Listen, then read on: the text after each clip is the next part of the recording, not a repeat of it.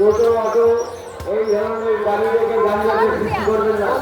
প্রশাসনের তরফ থেকে আমাদের মঞ্চের তরফ থেকে বারবার করে অনুরোধ করা হচ্ছে যে গরুয়াটার মোড়ে কোনো ধরনের গাড়ি রেখে কোনো যানজটের সৃষ্টি করবেন না।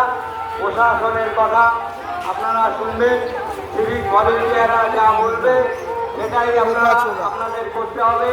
কোনো গাড়ি নিয়ে এই রথযাত্রার ভিতরে আপনারা প্রবেশ করতে পারবেন না। রাত্রি 11টা পর্যন্ত খালি শুধু ইমার্জেন্সি গাড়ি যদি থাকে সেই গাড়িগুলো জন্য আমাদের ছাড় আছে প্রশাসনের তরফ থেকে, আমাদের তরফ থেকে। অ্যাম্বুলেন্স কিংবা অন্য কোনো ইমার্জেন্সি গাড়ি থাকবে সেই গাড়িগুলোকে আমরা এই রাস্তার ভিতরে করাতে হবে।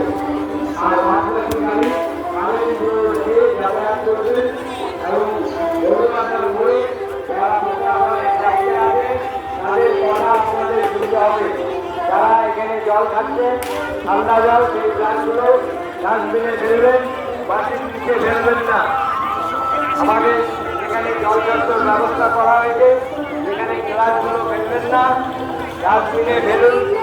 আপনারা আমাদের এই ঠান্ডা পানীয় জল আপনাদের এই রথযাত্রায় আপনারা যান।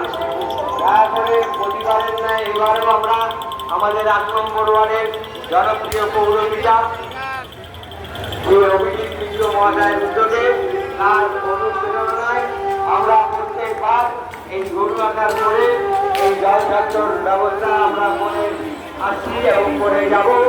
তাই যারা এখানে রথ দেখতে এসছে, এই জগন্নাথপুরের রথ দেখতে যারা এখানে এসছে তাদের উদ্দেশ্যে আমাদের